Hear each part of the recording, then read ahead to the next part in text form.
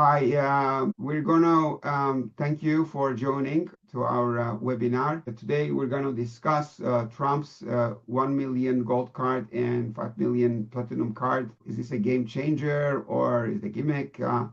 Implications for EB5 and global investor migration. I am very fortunate, happy to say that I am joined here with a very prominent immigration attorney, Stephen Pazan, who's been doing EB5 probably since the beginning. And his insight is going to be extremely valuable, of course, in deciphering this alternative or maybe complement to what we've been doing, the EB5.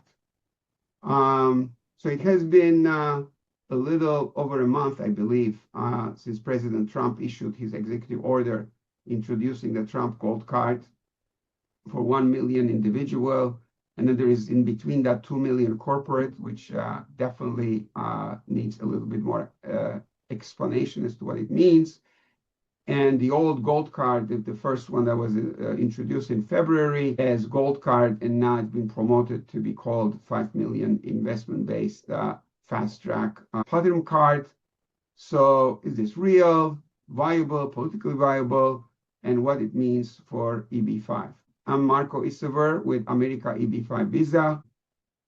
Most of you know we're a broker dealer, and we do project selection, project due diligence. We service many of the regional centers and many investors from all over the world. Without further ado, I'd like to pass the word to Steve. Thank you, Marko. I'm Steve Pazan, as Marko said, and I'm both an attorney and a consultant in the EB5 space. I've been doing this work for both individual investors, a little bit for regional centers and other interests for a number of years now. I first got involved in this field as a State Department consular officer, where I became acquainted with EB5 visas in general, and where I adjudicated thousands of visas in various different forms, various both immigrant and non-immigrant visas. And then I spent 2 years actually working and adjudicating EB5 petitions at the Investor Program Office in Washington, D.C., before I went off and began to practice on my own. And so, I kind of feel like I have some sense of what's going on in the government that I hope to be able to share with people. And I think that I'm going to throw you a curveball, or history threw us a curveball last night, actually, Marko, because you and I haven't discussed this yet, but we're taping this and recording this and having this discussion the morning after the election in 2025. So today is November 5th. And so I think that we can consider, while we move on with our discussion, what the results of the election mean to both support for Trump's agenda and ultimately support for this gold card and how it works with EB5. Yes, hopefully it will be all good. It's too early to tell, but the result of the local election is, and what this local election means for obviously the general election, well, the midterm next year, and then the general election by 2028. Let's be hopeful, let's be optimistic, and let's get to it. So, as I mentioned in the very beginning, the different categories, the 1 million version, the 2 million version, and then the 5 million version, seems like a little bit confusing. In the beginning, it came in as a 5 million. You can stay in the US as long as you want, and you're going to have this tax benefit from your foreign tax income. That was basically what was being talked about. And it got mixed reviews, as you know, mixed reaction from both sides of the aisle, I believe. And it has been revised. Now, I mean, what do we have to say about that? The revision that came in on September 19th, was it? It was an executive order that was signed on September 19th. So we're about, 6 weeks out from that. So I guess in 1 million, the gift version, it's basically, my understanding at least, to start us off, is that the gold card that is being talked about in the individual sense is a gift. 1 million gift. And the 2 million is a confusing one because that is the one that is linked to the corporate. It appears to me that if you are in the employ of the corporate, then you have that green card. But I thought that once you have a green card, you have a green card.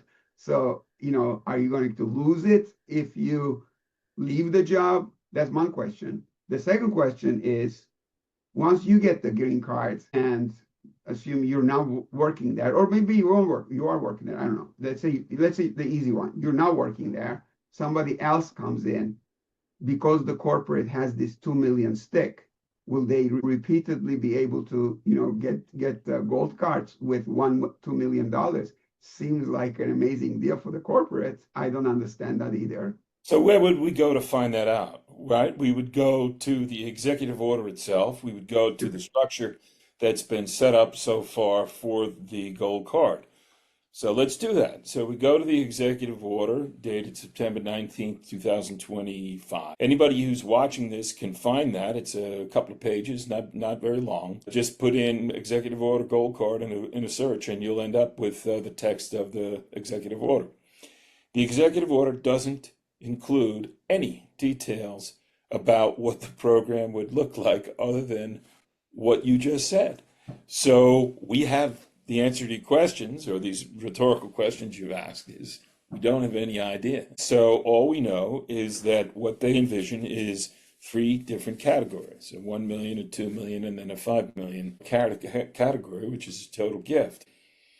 So then you might want to know, you might say to yourself, well, okay, let's see where we can dig a little deeper. There's a website. You can go to the website. So I went to the website, like anybody who's interested in the gold card would do, to find out what the structure looks like on the website. And there isn't any.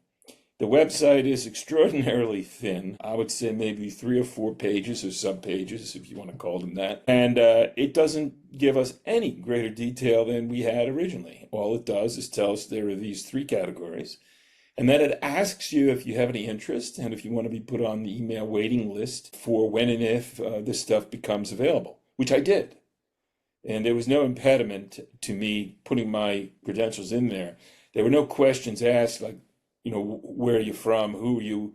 Where are you a U.S. citizen? Are you born in this country? Yeah, there was nothing. So the answer to your question, and really the main takeaway, we'll give the takeaway right at the beginning of our discussion. The main takeaway from my perspective is there's not a whole lot going on here yet. Mm-hmm. Right. So, I am sure people are wondering. Obviously, the gift is one thing, but at the same time, who gets it? We understand that the investor gets it, but does the spouse get it? The kids that get it? Like in the one extreme, you can say, like if you want to compare with the gold cards of, the European versions, the Portugal, Malta, whatever, where you can go up and down. Those places, you can get the parents, believe it or not, if they can prove that they're dependent, you can get the parents in there and you can get the kids in there. So, all we know is if they're going to mimic the EB5 program, that there will be a family less than 2. So if it's going to be like the EB5 program, who's a little bit, then there's some sense. Otherwise, looks to me very expensive. Well, okay, that was a question that I had for you because I think more than me, you're in a position with your clients where you talk about return on investment. You talk about the actual cost of an investment. And if we're going to compare an EB5 investment to this gold card as we see it right now, we know that there are attorney's fees. We know that there are filing fees. We know, that there's opportunity costs with regard to lost income from other investments if you park your money someplace for a little while. So as a broker dealer, let's make the assumption that the legal fees are going to be about the same. So whatever you pay your lawyer, you're going to have to pay to a lawyer who sets you up in this gold card. The other thing is there is going to be a filing fee. The executive order and the web page talk about this filing fee, similar to a filing fee that we pay now. I think it's, $11,000 $260, I think. It depends on whether you're doing one application or four applications because of the concurrent, Right. whatever. It's 10 to So 15. let's assume that the Same, the filing same. fee is the same. Right, right. So we assume the filing fee is the same. EB5 investments typically involve an administrative fee, which, as we know, can vary widely and have gone up since we went to $800,000 minimum from $500,000 minimum in 2022. So then I'll throw it The over. $70,000 is the cap. You know, it's kind of that's the number. Yeah. So let me throw it to you then, Mr. Broker. Tell me, what is this going to cost me? So you mean If so I do what's an going to cost you? individual, I'm doing an individual gold card, and I want you to tell me, from your perspective as a broker, what it's going to cost me as compared with the typical EB. Right, right. I mean, I will say that the revised version. See, I was talking about the 5 million version in February. That kind of made some sense, and we can go to that if you like, because it's still alive, you know, as long as you're willing to stay in this country. I understand 270 days, and somehow we found a way to be outside for 90 days, right? I don't understand that, but anyway, you're a green card holder who has to be outside the United States for 90 days every year. Like a very, very interesting concept to me. I mean, but that's not your question. So coming back to the gold card, $1 million donation, right? Out the door. You compare that with EB5, which is 95% of the cases be $800,000. Yeah, there is a 1,050,000 version for urban TEA. I mean, urban, but almost nobody. I mean, we don't have any project like that. All our projects are either rural, urban TEA, or infrastructure. So 800,000 is really the number. Andrew. And if you add all the fees, comes to 900,000, let's say, give or take. The 800,000 of that is, for all practical purposes, in investment. Raison d'etre, the reason of existence of a broker dealer is to make sure that you mitigate the risk of that money flying. You know, obviously we cannot guarantee that. We're not supposed to guarantee that. In fact, the law says that the money has to be at risk. It doesn't say that the money has to be lost. It says at risk. At risk basically means that there has to be some amount of possibility that you're not going to get the money back. But by all, you know, nobody is really going into EB thinking that the money is going to fly. So what there is I guess what you could say the opportunity cost of the money. The opportunity cost of the money, I mean, you do the math, you know, maybe 5% per year. Usually it's out more or less 5 years, 25%, you know, just like throwing numbers out here, $800,000, 25%, maybe it's like $200,000, let's say, would be the opportunity cost of the money. Add $100,000 of the fees, then becomes about, you know, $300,000. You said that most of the fees are just going to be washing. I don't know if there's going to be an admin fee on the gold card side. Maybe yes, maybe not. But the comparison is just there's no contest. I think there's really no contest. I mean, the $1 million out the door because it's a donation, whereas here $800,000 is the investment. So opportunity cost, let's say $200,000. You know, so why? Your question was again, why would a person do gold cards as opposed to EB5? I can think of one reason. Yeah. Can you? Yes. You're But about I to say don't know if something. you and I are going to agree on that reason. You Oh, go first. you want me to go first? You All go right. first. The only reason why you would opt to do the gold card, given what you've just described as a significantly greater cost, right? Basically, $1.1 million being committed as opposed to 300, right? So let's say it's a factor of 3 to 4 more expensive. Right. Is because the gold card removes from the concern that 8% of EB5 regional center cases and the 30% of EB5 direct investment cases that are denied. Because if you are accepted for the gold card and you contribute your money, you don't have to wait for somebody to adjudicate your case, we think. You don't have to worry about whether or not the project is going to be successful and you're going to get your money back. You don't have to worry about job creation the way you do with the EB5, which kind of brings me to the one thing that the executive order and the webpage do suggest is going to happen. There's going to be an application procedure. There's going to be a review of the application, and only after the application is accepted, according to our not yet law guidelines, only after the application is accepted are you going to make your gift. Uh-huh. So maybe if this thing actually happens, you'll get your thumbs up or your thumbs down before you have to put your money up. Maybe. Yeah, my answer would be similar to yours, but I was going to suggest that perhaps in order to increase the number of acceptances compared to EB5, the source of funds scrutiny is going to be less. You might disagree. I don't know. For those who are at the beginning of their journey in this, who may be thinking about an EB5, should I wait for the gold card or should I jump on an EB5 investment right now? But let's do a little background here and just, point out that right now, almost every approved regional center EB5 investment project isn't going to have a project component. Source of funds means I just want to clarify for our listeners. Project component, I think you mean they're gonna not get denied because of the project. That's because the project has already been approved. Exactly.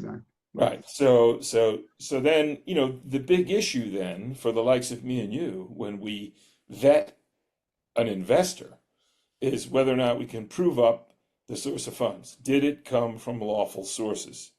And what you, Marko, are saying is that you think that the Trump administration's appetite for this particular program is going to be so strong that they're going to pay less scrutiny because the statutes and regulations that ultimately make this program aren't going to require as rigorous a source of funds examination as we have with EB5.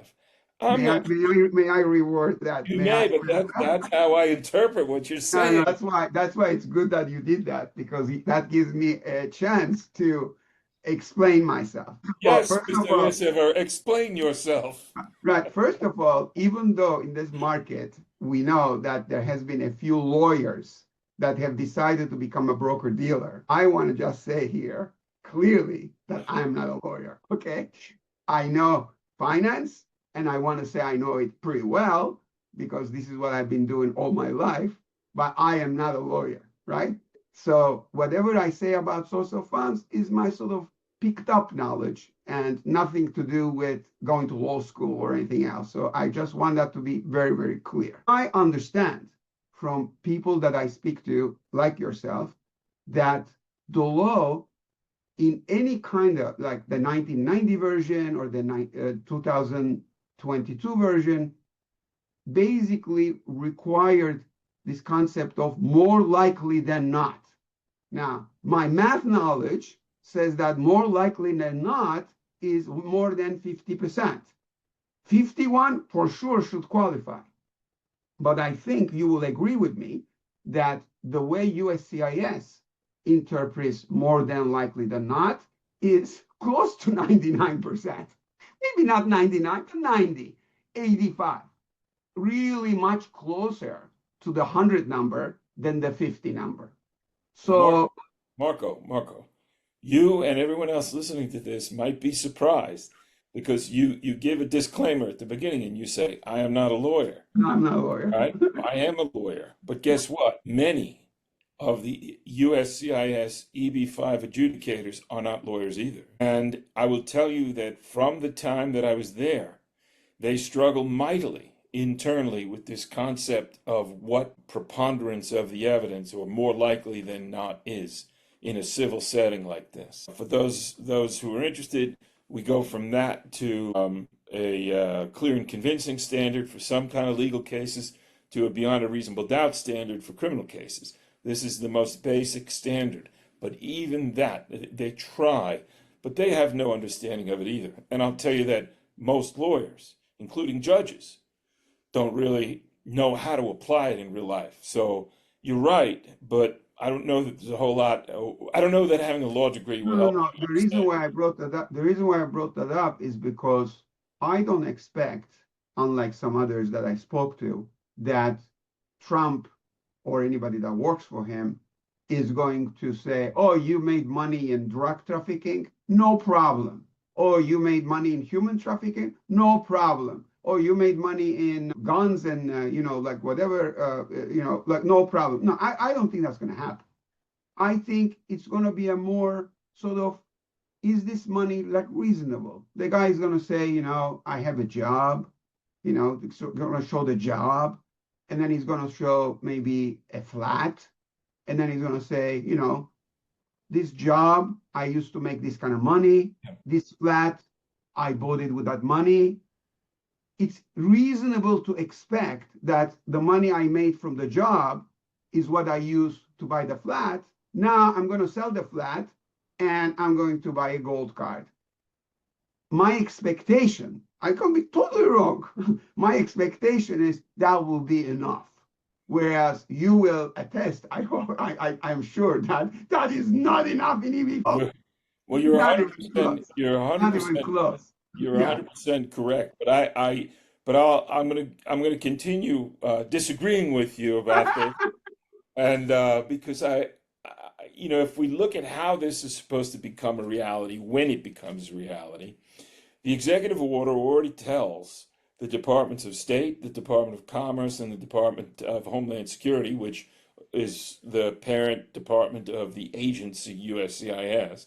It already tells them that within 90 days, they have to have a plan for how to implement this program. And we have no indication that there's been any work done to bring about this plan from any of these agencies. But let's assume that they're working diligently behind the scenes, although they're not working right now because it's a government shutdown. But so who knows, But let's assume that somebody's working or thinking about it and they come up with a plan. What's the model going to be? The adjudication of these files sounds a lot like the adjudication of the EB5 file. So, the government being loath to invent something new, because nobody ever wants to take a chance or take a risk on a new concept, they're not going to come up with something radically different. That's why I think we're going to come up with the same thing. I think you're going to see USCIS employees seconded to the Department of Treasury to actually implement this thing when and if it happens. So I'm not so sure it's going to be a whole lot different.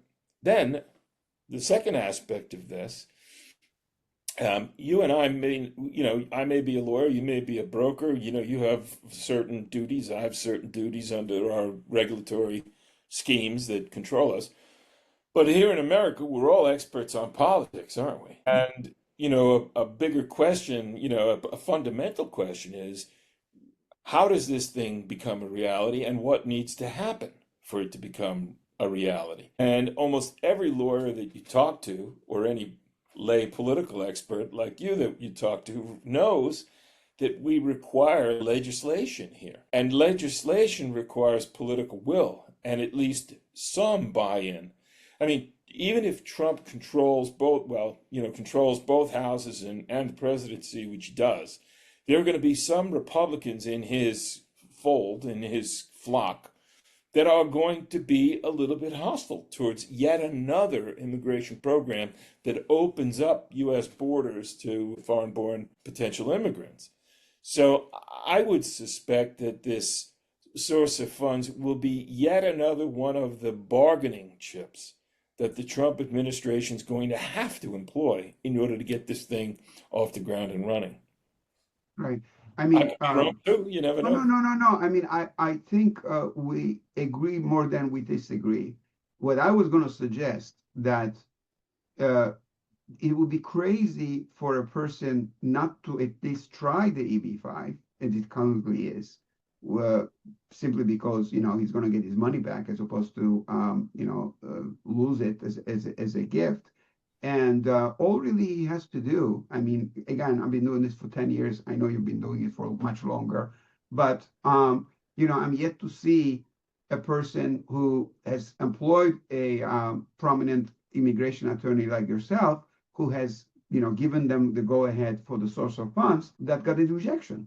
I mean, it just doesn't happen. I'm not saying it will not happen, but the probability of is so low that it's worth taking the risk. If the person, and this has happened, I mean, I've had people, again, from the, client-wise, doctors, lawyers, pharmacists. I mean, you give me the profession that I've seen who just couldn't prove it, just couldn't prove it. Like there was a cash business, maybe the taxes were not exactly, whatever the reason was, work, and then, cannot file. So those people can consider maybe the gold card for the simple reason what you just said. You said that they don't have to give the money.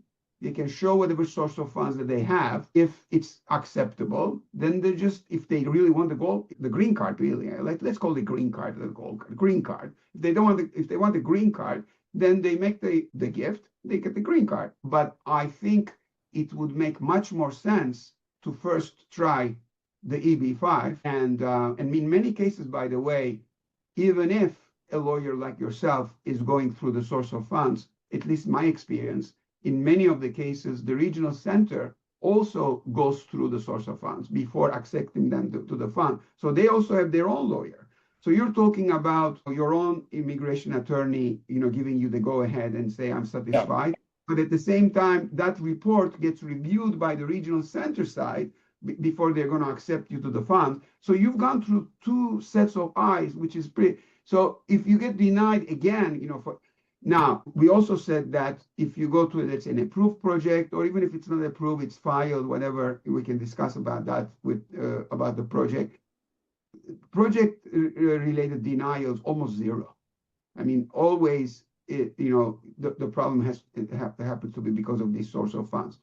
So that's my take. I think on the 1 million side, of course, we should talk about the 2 million and the 5 million version as well, because. Let me follow up on what you're saying, because you bring something up that's very interesting, and you also bring a second thing up, which I think is relevant for both of us. So, the question that we know that a lot of these project cycles are such that, it can take some time, and also with hidden delays, etc., it can take some time to have an EB5 petition approved.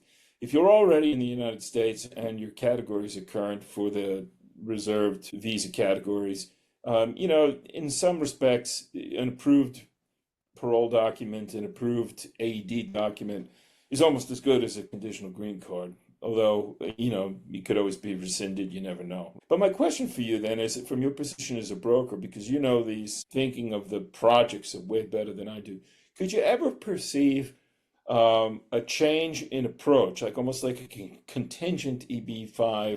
So right now, just for everyone's background, most of the projects, EB5 projects, will give you an opportunity to get your money back if your petition is denied through no fault of your own.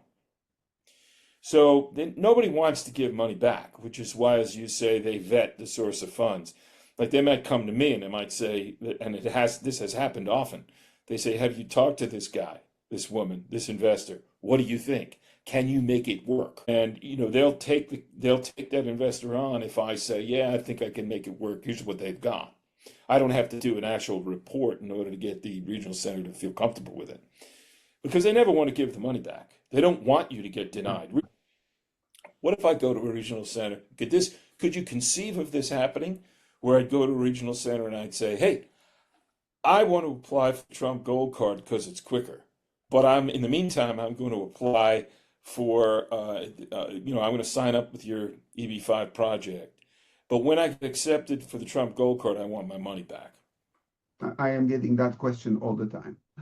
even though there is no gold card yet, there are people asking me and saying, I would like to invest in one of these projects, but if the gold card becomes a reality, and if I go and apply, and if I get accepted, will this project give me money back? And the answer is a two-letter word: no. I mean, very simple. I do not know any project. There might be, people are going to listen to this, webinar, and I might get a lot of calls saying that, what are you talking about? XYZ project does that. Our portfolio, which most prominent regional centers, thank God, work with us, and we represent just about, most of the projects. And I have not seen such a thing. But what I was suggesting is that, they should just try the EB5 route. And of course, I mean, if you can apply, and if we're telling them that as long as you apply, chances of you getting admitted is very high, then you already beaten the gold card. Because imagine the project went bust, right? And imagine you couldn't get any money back, but still ahead of the game because it's still cheaper than the $1 million. Well, let's stop there. Let me fine tune that comment you just made. Okay. There are really two issues. There are two things that an EB5 investor wants. The first one is the immigration benefit. The second one is they want their money back with some return if they can get it. And what you just referred to really indirectly is you referred to the idea that a project can go bad and you can lose a part of or all of your money, while still retaining the immigration benefit if the jobs have been created and if every other aspect of the offering has been made concrete. That's not a guarantee. I mean, I want to say something about that because with clients I stress this a lot, and just a small point in that, because of what you just said, we make sure to have a very nice buffer. We will never go to a trade, to a deal where, you need 1,000 jobs, you have 1,000 jobs. You got 100 investors, they need 10 each, right? Minimum. So that's 1,000, and there is 1,000. We will never go for that. We will at least like 30%, 50%, up to some 100%, sometimes even higher buffer. Why? Because, as I always say to people, they are asking me, is this project approved? What does approved mean? If I can take a second on this, what does it mean? Does this mean that if it's approved, I will never lose my money? Or if it means approved, does that mean that the jobs will be created? If it means approved, what is the guarantee? My green card? My money? The answer is nothing, right? So an approved project, at least my layman understanding is that if the money that they are saying they are going to spend, they spend. If the building that they say they are going to build, they build, then the job creation number that spit out of that model will be deemed to be correct. That's it. Right. Correct. That's it. Right. That's it. So the implication of that is if you spend less money because you couldn't finish the project, you said you're going to build 10 floors, but you built 5 floors and you went bust. So that means that there will be less jobs. Now, if there's a nice job buffer, the cushion, then you're almost guaranteed that even in a failed project, as long as they went, far enough, creating the direct jobs or maybe even some indirect jobs, like that's also possible, right? Like you create the direct jobs, you build a hotel, and then you employ some people, and then COVID hits. Now, the people that you employ, the doorman and the bellboy and whatever it is, cleaning all those indirect jobs, you created and you went bust, right? But at least, so maybe the induced jobs didn't come in. Let's talk about what going bust means too. People should bear in mind that, in an EB5 project where you invest $800,000, let's say the project doesn't do so well because, as you say, you build the hotel and then you sell it. And instead of getting, $10 million for the project when you sell it, right, you only get $7 million. And that affects how much money you can pay back. It's not a total loss necessarily. It could be a qualified loss. Instead of getting $800 back, you only get $724,000 back. It's not when we talk about a 97, 92% approval rate, that doesn't mean that there's an 8% chance you're not going to get any of your money back. You Mhm. know, they're two different things. One is the approval of your petition. The other Mhm. one is the value of your investment. And those two things are separated, you know. By the way, the 92% or 95% approval rate, you mentioned, those 8% or whatever of cases that are denied, many of those are cases that are filed by people who really don't know what they're doing, don't use a qualified attorney, don't have an appropriate, so, you know, I would double down on what you said with regard to if you use qualified individuals, go to qualified programs, go to well-known regional centers who have a track record of success and have done it before, or who have individuals working for them who have done it before in different contexts. Your chances of approval are ultimately, near 100, Mhm. right? And it's not going to cost you $1.1 million. So Steve, in the interest of time, so what do you want to say about the 2 million corporate? What do you want to say about the 5 million 270-day version tax benefit one? Let's Uh, let's use that. Let's go to that one first because it's sure. easy. All right. $5 million. First of all, you say you're not a lawyer, you're a broker. I'll say I'm not an accountant. So, but the $5 million, 270 days maximum in the United States without having to pay American income tax or whatever. That's all we know. That's the least formed version or of any of this. So, and that looks to me like it would be the hardest one for Trump to make a reality politically, because that's just a giveaway. When members of Congress say to Trump, well, why do you want us to create this visa class, or why do you want us to create this issue for these people? It's just a plain old giveaway to your rich and wealthy friends. Why should we give them this incredible tax benefit and let them stay in the United States? The only answer I come up with is, well, because they're going to bring a lot of their money in, they're going to spend a lot of money, and that's good for our economy.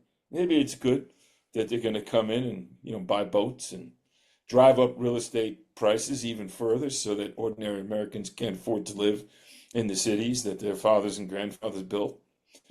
I don't know. I think it's a political fantasy. So let's move to the $2 million card.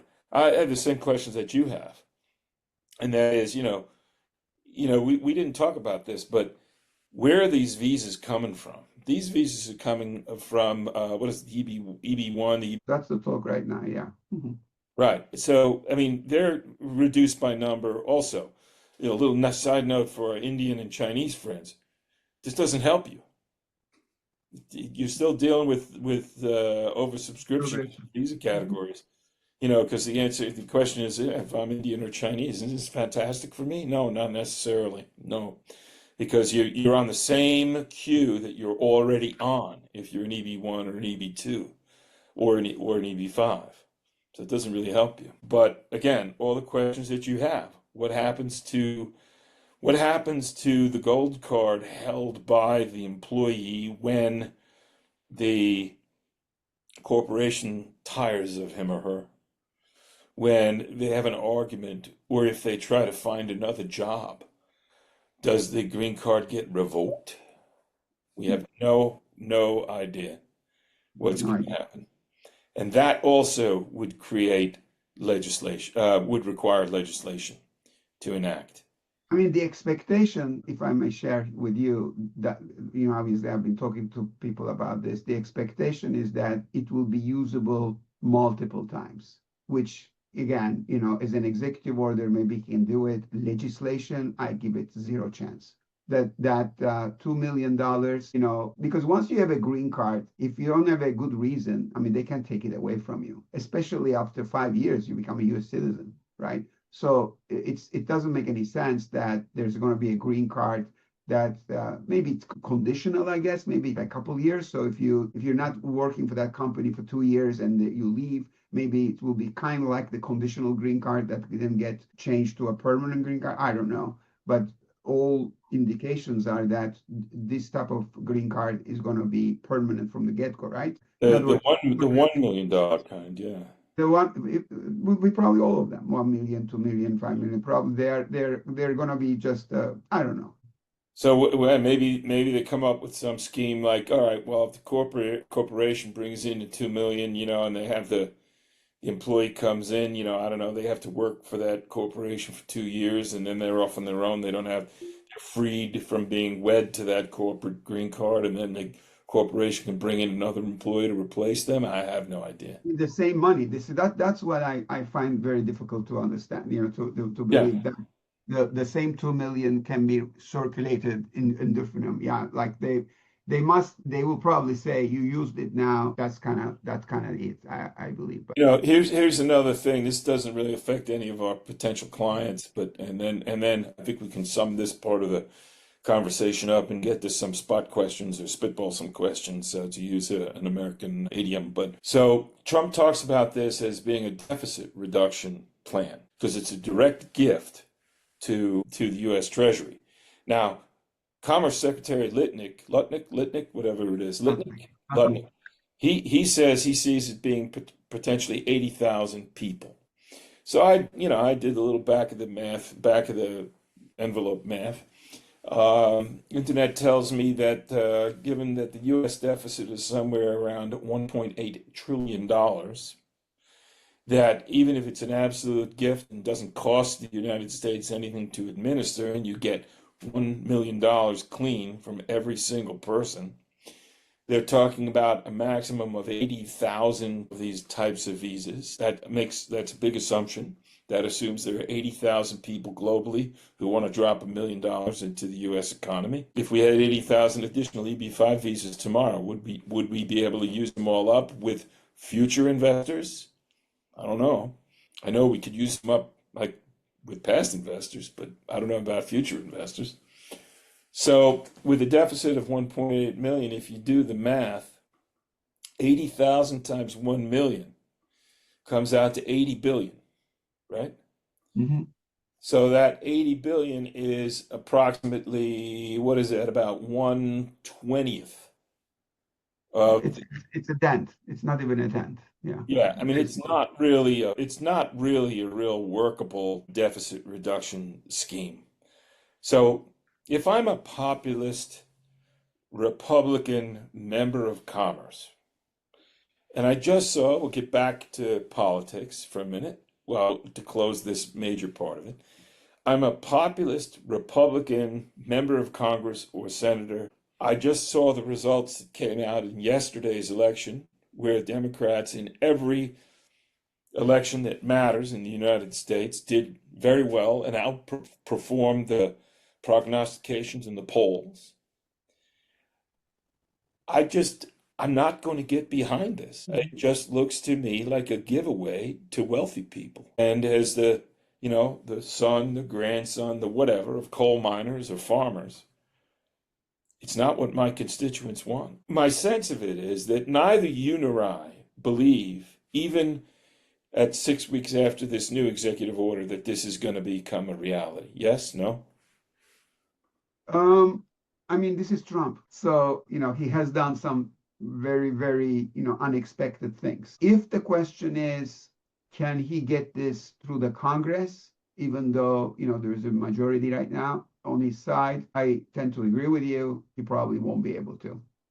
But will he be afraid, to say, you know what, this is executive order.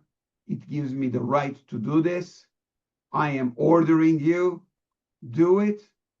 If anybody will do that, it will be him. So as an executive order, but then again, what I understand is an executive order can be implemented and then can be subtracted. So like in other words, It's a whim. the next administration can say, no mas.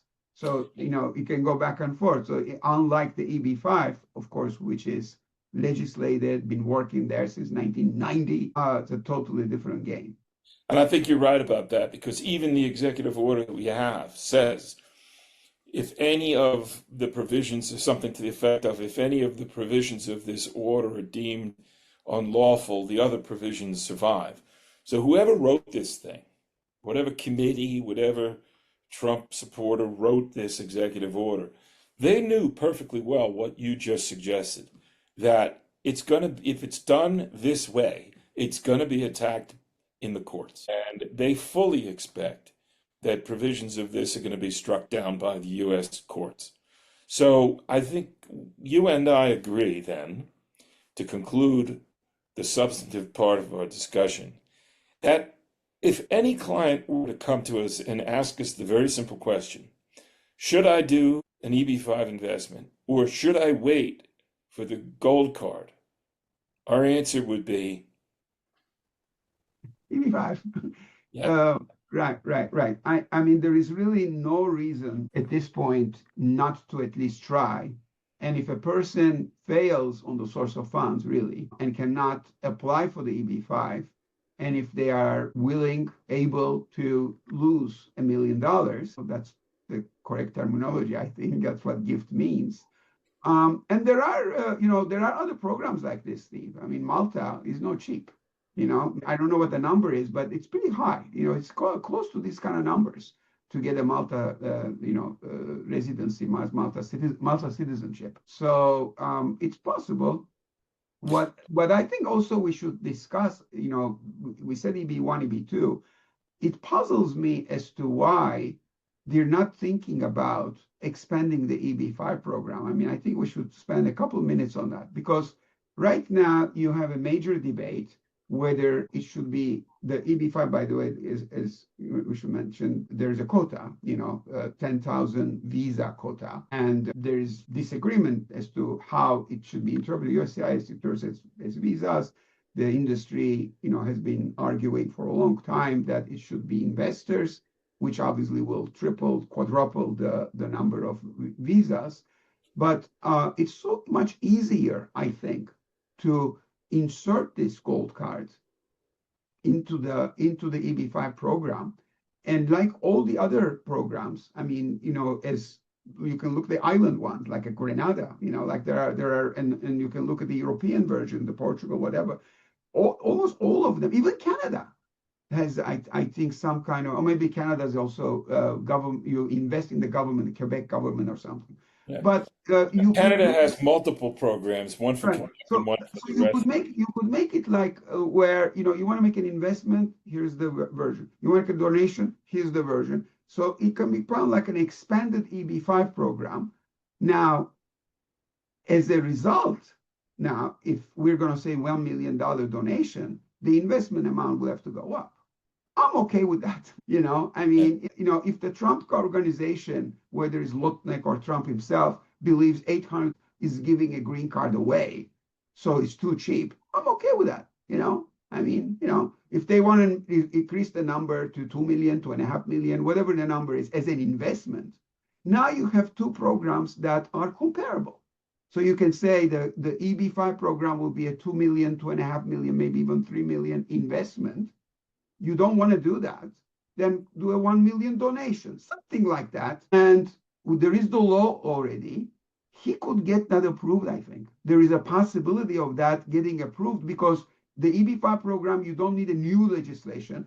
All we're all hoping for, obviously, is that in 2026 or 27, whenever it expires, that it will become a permanent program. I mean, enough of this every 5 years, going through this, reauthorization. So we're all, the whole industry, we're hoping that somehow somebody is going to say enough already. We're wasting so much time. Let's just make this like the direct EB5. Let's make the regional center one permanent, and then let's augment this with this gold card kind of version.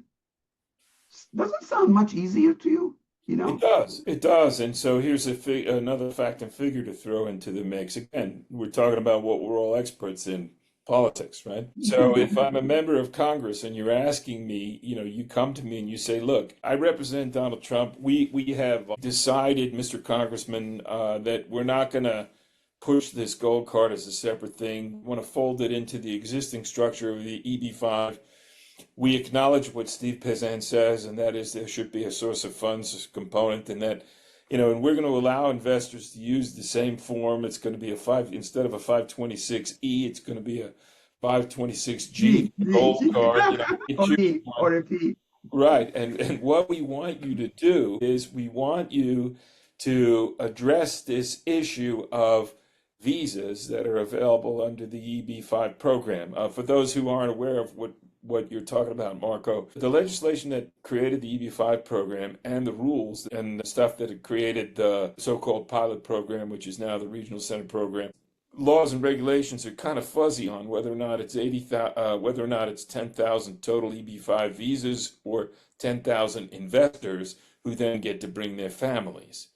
So there was a move among, and there's been a debate among people in the EB5 field, lawyers in the EB5 field, as to whether or not litigation should be instituted to have this determined to be, to have this clarified. The general feeling among the lawyers who've looked at it is that through no fault of anybody's and through just because of the way history has brought us to where we are, that litigation would be defeated. It would lose. The enemies of the EB5 program would very clearly be able to say, and convincingly be able to say, look, these people are really not being honest about their interpretation of the statutes and laws, because we've been doing this since 1990 something. And it's never been interpreted that way. And nobody bellyached about it the first day that there was an oversubscription of Chinese EB5 investors. So, most people think that it would lose. So then you're the congressman, and I come to you and I say, so, Mr. Congressman, I want you and your caucus to support President Trump's expansion of the total visa allotment for the EB5 program to include the fabulous new green card diversion and to increase the total number of investors. And I will give you the same figure that the IIUSA, which is the trade group for people like you and I who are involved in the EB5 field, give. They say that according to a recent I'm reading this now, this is from their website. According to a recent economic impact report, the EB5 program contributed $184 billion to the U.S. economy between 2016 and 2019. That's $40 billion a year contributed to the U.S. economy, as opposed to the total theoretical maximum deficit reduction of the gold card of $80 billion. So, Mr. Congressman, we want to make President Trump happy by doing his gold card thing. But we think the American people and your constituents will be happier if EB5 is expanded. So I think you're right. I think that's the better sell. And if I'm Trump and Trump's people, that's the direction that I would go. All right. Thank you, Steve. This was really very, very informational. I for sure learned a lot. I hope our viewers, listeners are also benefited. I want to do a plug for the next one I think we want to do. Everybody must know that there is a huge debate going on right now. You mentioned IIUSA and USCIS as to how to interpret sustainment periods as it relates to giving money back, the return of the capital, not as it relates to immigration. So I like to have another one with you talking about that topic because it's a fascinating topic. The regional centers have argued that it should be 5 years. USCIS is saying it should be 2 years. We can talk about that as well. So again, thank you very much for your participation and have a great rest of your week. Well, thank you to you, Marco, as well. And a little plug for both of us. We're no doubt, you and I both going to post this in some way, shape, manner, or form, or distribute it to people so that they know, more people know what we're talking about. We want to be found. As professionals operating in this field, we want to be found. So if there are any questions or anybody would like to follow up with any of us, with either of us, on any of these issues or anything else related to the things we've talked about today, please do. And you and I have a close working relationship on a number of matters. So they don't have to pick one of us either. Not, absolutely not. So we'll work as a team on any of those inquiries that come in based on what we've talked about today. And I guess we can leave it at that for now. All the best. Thank you very much. See you. Thank you.